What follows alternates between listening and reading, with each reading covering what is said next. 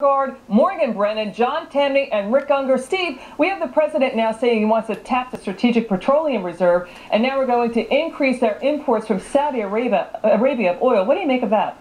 Well, the whole thing underscores two big things. One is, under this administration, the permit process for drilling in this country has gone way down. It's like a snail's pace. They're putting barriers in the way of fracking, so the supply side is hit. And then on the dollar, whenever you cheapen the dollar, you get expensive gasoline and oil. Should have learned that from the 1970s. All right, Rick, here's the thing. It's called the Strategic Petroleum Reserve, not the politically convenient Petroleum Reserve. What do you make of that move? Well, you know, look, obviously it has a certain appearance that if you're going to tap on the Strategic Oil Reserve a few weeks before an election because you're worried the prices are going to go high, you know, you got to ask the question, is it a political move? The truth is, what the administration has said, though, is they're going to wait and see what's developing out of Iran. And if there's an impact happening because of Iran, you have to give them the benefit of the doubt, and maybe this is something they have to do. One thing I do want to point out, though, look, presidents have very little to say about the price of gas, unfortunately. Doesn't matter if you're a Democrat, doesn't matter if you're a Republican.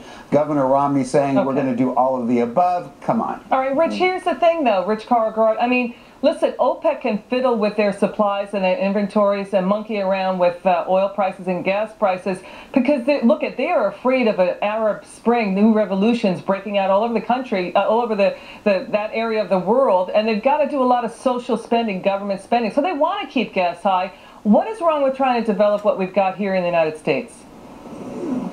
There's nothing wrong with it, but you know, you have to start from a point of view that it's okay to do that. And when you have an ex-EPA official who went around saying we should crucify oil and gas companies, and then of course that official resigned, but on his resignation letter he said, I know this, President Obama has been incredibly supportive of me in my work.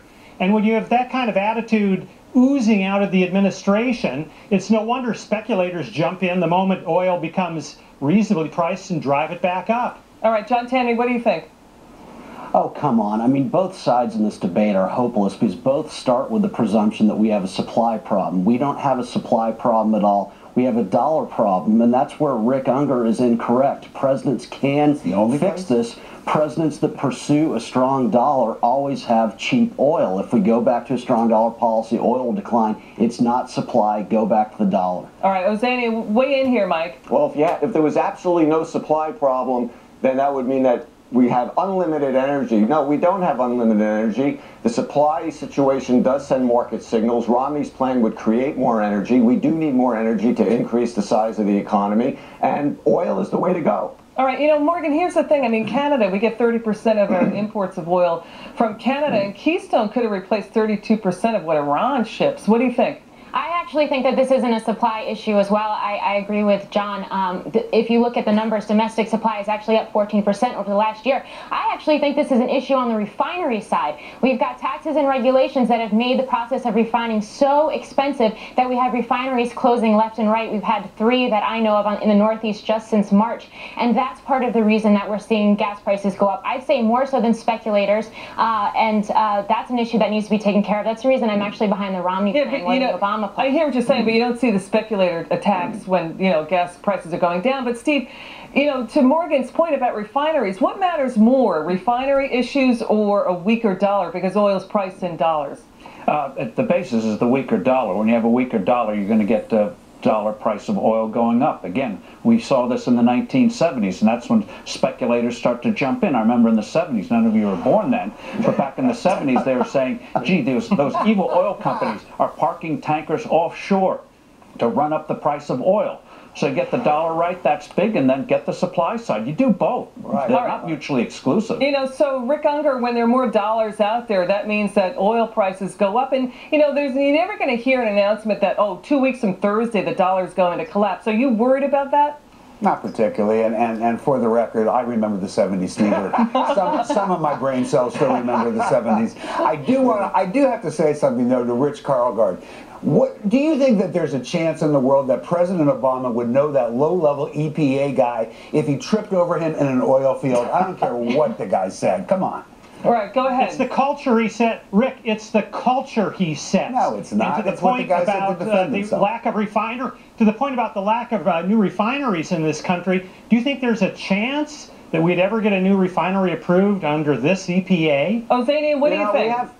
We have people, the private sector wants to go and find more energy, more oil. So there is this looking for, on the demand side, there's not this unlimited supply that some people have said here. If there was, then you wouldn't have private investors looking to invest in this area. The problem is that the president, his policy, has ignored what the private market has said, and he wants to dictate from the White House where our energy is going to come from. That's why you get things like Solyndra that go bankrupt a year after the president says this is a success story. Yeah, I mean, I'll tell you something. Green energy costs a lot of green, John Tamny, meaning taxpayer green. And what do you make of Mitt Romney saying, look, you can't start your car with a windmill on the top of it? What do you think of that? Well, he's correct about that, but he still misses the point. And what I think is missing from this discussion is comparative advantage. Sure, we could create lots of oil, bring lots of oil out of the ground here, but it would be economically crippling.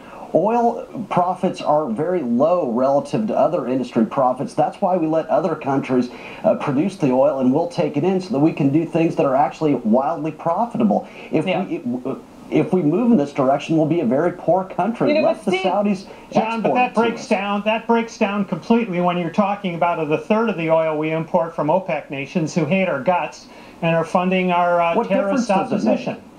If they don't send it to us, they'll send it to someone else. Someone's going to buy that oil. And oil's expensive because of a weak dollar. It's not a function of where we're getting it from. All right, Morgan, we also have, China coming into this hemisphere, right? And the issue, too, is, we haven't brought this up yet, is China's a bigger polluter than any country in the world. If they're going to be drilling all over the place, are we a little worried about what they're going to be doing in the North Sea and areas of Canada? I would be worried, and that goes back to this point of rising gas prices. Gas is so closely tied to oil that as long as you have growing demand from places like China, the price of gas will go up, which is why I think that we should, as Obama is saying, pursue green energy, but we should also be doing what Romney is proposing, and that's scaling back regulations and actually developing more possibilities for traditional. Rick Unger, final word. And let's just remember, maybe you can't start your car with a windmill on top of it, according to Governor Romney, but you can drive your car with a dog on top of it.